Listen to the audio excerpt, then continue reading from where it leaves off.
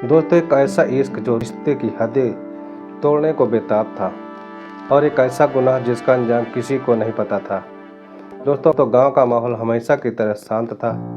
बड़े बुजुर्ग चौपाल पर बैठे ताश खेल रहे थे, बच्चे मिट्टी में खेल रहे थे और घरों से हल्के हल्के चूल्हे से उठते धुएं की खुशबू आ रही थी। लेकिन इस सादगी भरे गांव में कुछ ऐसा पक रहा था जिसे किसी ने नहीं देखा था। एक इश्क जो गलत था मगर उतना बेकाबू भी। दोस्तों, नेहा की शादी को 3 साल हो चुके थे। पति रवि शहर में नौकरी किया करता था और महीनों तक घर पर नहीं आता था।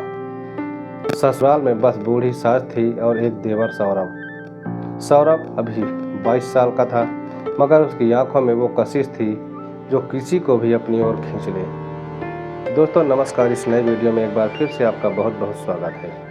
दोस्तों, शुरुआत होती है नेहा और सौरभ के बीच मजाक मस्ती चलती थी। कभी नेहा उसे चिढ़ाती तो कभी सौरभ। अब तक कोई लड़की पटाई की नहीं तो कभी सौरभ मुस्कुराते हुए जवाब देता, पटाने के लिए बाहर जाने की जरूरत ही क्या है, घर में जब इतनी खूबसूरत भाभी है।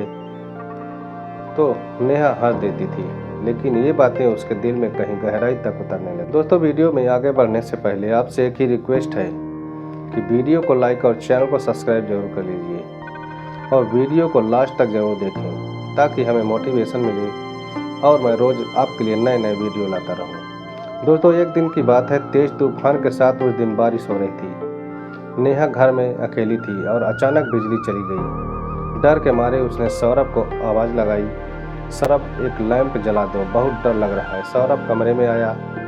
हल्की मोमबत्ती की रोशनी में नेहा का चेहरा अजीब सी चमक लिए हुए था। भीगे हुए बाल, हल्का सा भीगा ब्लाउज और धड़कती सांसें। सौरभ ने धीरे से कहा, भाभी आपको डर लग रहा है? नेहा ने हाँ में सिर हिलाया। सौरभ ने हल्की मुस्कान दी, तो क्या करूं, गोद में उठा लूं? सौरभ हंस पड़ा, लेकिन अगले ही पल जब उसकी उंगलियां नेहा के गीले बालों को छू गई तो हंसी गायब हो गई। नेहा ने विरोध किया। धीरे धीरे दोनों एक दूसरे के करीब आ गई। अब दोनों की धीरे धीरे सांसों की दूरियां मिटने लगी। मोमबत्ती की लौ धीमी होती गई और रिश्तों की सारी दीवारें टूटने लगीं। उस रात दोनों की सिसकारियों से पूरा कमरा गूंज उठा। उस रात सिर्फ जिस्म नहीं जुड़े थे, बल्कि कुछ ऐसा हुआ था जिसने सब कुछ बदल दिया था। अब हर रात सौरभ और नेहा के बीच एक खामोश इकरार होने लगा।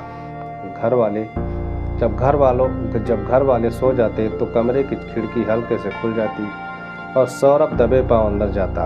अगर किसी ने देख लिया तो नेहा ने एक रात फुसफुसा कर कहा, तो कह देंगे कि मैं बस भाभी की देखभाल कर रहा हूँ। सौरभ ने हंसते हुए कहा। नेहा ने हल्के से उसे धक्का दिया, लेकिन अगले ही पल सौरभ ने उसे अपनी बाहों में समेट लिया। दोस्तों, ये एक ऐसा इश्क था जो जितना गलत था उतना ही गहरा भी। लेकिन मोहब्बत जब परवान चढ़ती है तो दुनिया की नज़रों में ही आ जाती है। सुमित्रा, जो कि सौरभ की माँ थी, नेहा के हाव भाव में बदलाव महसूस करने लगी थी। नेहा, तू ठीक तो है ना? नेहा ने कहा, हाँ माँ जी, मैं ठीक हूँ, लेकिन शक के बीज पड़ चुके थे। दोस्तों, जब मोहब्बत गुनाह बन जाए तो सजा से बचना मुमकिन नहीं है। नेहा और सौरभ के बीच अब सिर्फ रातों की चुप्पी नहीं थी, बल्कि एक दिन उजाले में भी आंखों शरारतें होने लगी थी। कभी वो किचन में बर्तन धो रही होती और सौरभ पीछे से आकर कानों में फुसफुसा देता, इतनी गर्मी में पानी पी लो भाभी, कहीं प्यास ही न लग जाए। तो कभी जब सासू माँ पास में होती तब भी उसकी आंखों की शरारतें और कुछ और ही कह रही होती। लेकिन अब ये इश्क नहीं रहा, ये एक ऐसी लत बन चुका था जिससे पीछा छुड़ाना अब बहुत ही मुश्किल था। दोस्तों, सुमित्रा का शक बढ़ने लगा था। एक दिन जब नेहा और सौरभ अकेले कमरे में थे, तभी सुमित्रा चुपके से बाहर खड़ी होकर सुनने लगी। अंदर से धीमी धीमी आवाजें आ रही थी। अगर किसी ने देख लिया तो? नेहा ने चिंतित होकर पूछा। सौरभ ने कहा, कौन देखेगा, सब तो सो रहे हैं। सौरभ ने उसकी कमर में हाथ डालते हुए कहा। सुमित्रा के पैरों तले जमीन खिसक गई। उसका शक अब यकीन में बदल चुका था। वो चुपचाप वहाँ से चली जाती है, लेकिन अब इस घर में ये नंगापन नहीं चलेगा। रवि को सुमित्रा ने सब कुछ साफ साफ बता दिया, लेकिन इशारों में समझाने लगी कि घर में कुछ गड़बड़ चल रही है। रवि को पहले तो भरोसा नहीं हुआ, लेकिन उसने भी गौर करना शुरू कर दिया। दोस्तों, अब हर रात जब वो नेहा को फ़ोन करता तो उसकी आवाज़ अजीब लगती। कभी वो बहुत जल्दी में होती तो कभी बहाने बनाती। कि उसे नींद आ रही है। फिर एक दिन रवि ने अचानक फ़ोन किया कि नेहा क्या कर रही हो। तो नेहा बोलती है कि मैं कुछ नहीं कर रही, बस सोने जा रही हूँ। रवि बोलता है कि इतनी जल्दी। नेहा बोलती हाँ बहुत थक गई हूँ। लेकिन तभी फ़ोन पर किसी दबे पाँव चलने की आवाज़ सुनाई देती है और रवि चौकन्ना हो गया। रवि अब अचानक गांव आने का प्लान बना चुका था। उसने माँ को फ़ोन किया कि माँ किसी से मत कहना मैं आ रहा हूँ। रात के 12 बजे जब पूरा घर सो रहा था तभी रवि अपने कमरे की ओर बढ़ा, लेकिन अंदर से कुछ आवाज़ें आ रही थी। धीरे से दरवाज़ा खोला, रवि से उसकी आंखों में खून उतर आया। बिस्तर पर उसकी पत्नी थी, लेकिन उसके साथ कोई और था। वो था सौरभ। गुस्से में रवि ने एक जोरदार थप्पड़ नेहा के गाल पर जड़ दिया। तूने मेरी इज्जत मिट्टी में मिला दी। नेहा रोने लगती है। रवि सुनो।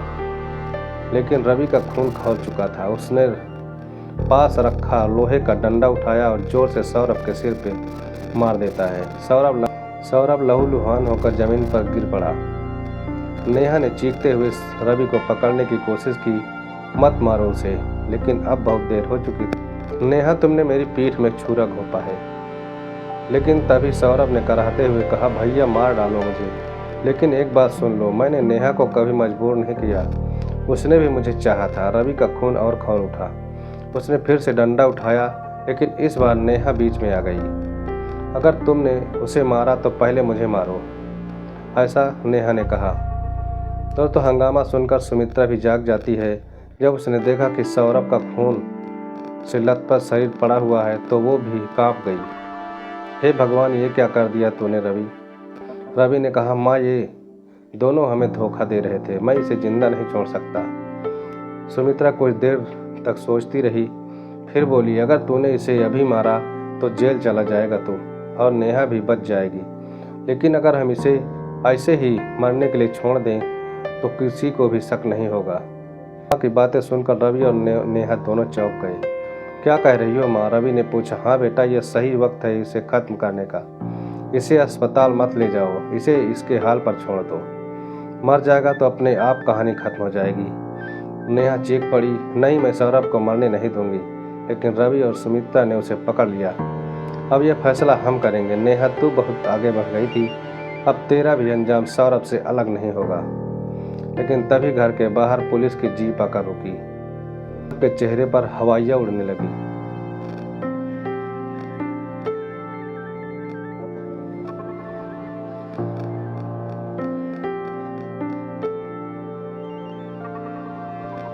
दरअसल पड़ोस के किसी आदमी ने चीख पुकार सुनकर पुलिस को फोन कर दिया था।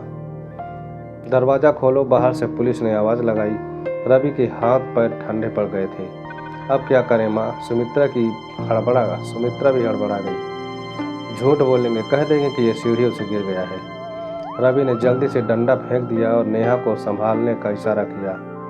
जैसे ही पुलिस अंदर आई, उन्होंने देखा कि सौरभ जमीन पर बेहोश पड़ा था। उसके सिर से खून बह रहा था। इंस्पेक्टर ने सख्ती से पूछा, ये क्या हुआ है? रवि की माँ सुमित्रा तुरंत बोल पड़ी, अरे साहब, ये सीढ़ियों से गिर गया है। हमने देखा तो भाग कर आए, लेकिन हालत बहुत खराब लग रही है। इंस्पेक्टर को शक हुआ। उसने रवि की तरफ देखा, फिर नेहा की आंखों में झांका। पुलिस वालों ने पूछा कि सच बताओ, कुछ छुपा तो नहीं रहे हो? नेहा कुछ बोलने ही वाली थी कि रवि ने उसका हाथ जोर से दबा दिया, इशारा किया कि चुप रहो। नेहा ने आंखें झुका ली। सौरभ की धड़कन बंद हो गई। पुलिस ने सौरभ की नब्ज चेक की। फिर एक पल के लिए इंस्पेक्टर ने ठंडी सांस ली और बोला, ये तो मर चुका है। पूरे घर में एक पल के लिए सन्नाटा छा गया। दोस्तों, नेहा की आंखें फटी रह गई। उसके मुंह से हल्की चीख निकली और रवि सुमित्रा भी डर गए। अब ये मर्डर केस बनेगा। जो भी दोषी होगा उसे जेल जाना ही पड़ेगा, इंस्पेक्टर ने ऐसा कहा। दोस्तों, अचानक कुछ ऐसा हुआ जिसने सबको हिला कर रख दिया। तभी सौरभ की उंगलियां हल्की सी हिली। पुलिस इंस्पेक्टर चौंक गया, ये तो अभी जिंदा है। रवि और सुमित्रा के चेहरे का रंग एकदम उड़ सा गया। नेहा तुरंत आगे आई। इंस्पेक्टर साहब, इसे जल्दी अस्पताल ले चलिए। इंस्पेक्टर ने इशारा किया और पुलिस की गाड़ी में सौरभ को डाल दिया गया। अब सवाल यह था, अगर सौरभ होश में आ गया तो क्या वो सच्चाई बताएगा? क्या नेहा अब भी रवि के साथ रहेगी या सौरभ के लिए सब कुछ छोड़ देगी? या फिर ये खेल अभी आगे और बढ़ेगा? जहां हर कोई अपने फायदे के लिए नया जाल बिछाएगा। इश्क का जज्बा, गुनाह की तपिश और एक ऐसा अंत जो सब कुछ बदल देगा। पुलिस की गाड़ी अस्पताल की ओर दौड़ रही थी। सौरभ की नब्ज हल्की हल्की चल रही थी, लेकिन उसकी हालत बेहद नाजुक थी। नेहा उसके सिर को अपनी गोद में रखे हुए बैठी हुई थी। उसकी आंखों से आंसू गिरते ही जा रहे थे। सौरभ, मैं तुम्हें कुछ नहीं होने दूंगी, नेहा ने उसके माथे पर हाथ फेरते हुए फुसफुसा रही थी।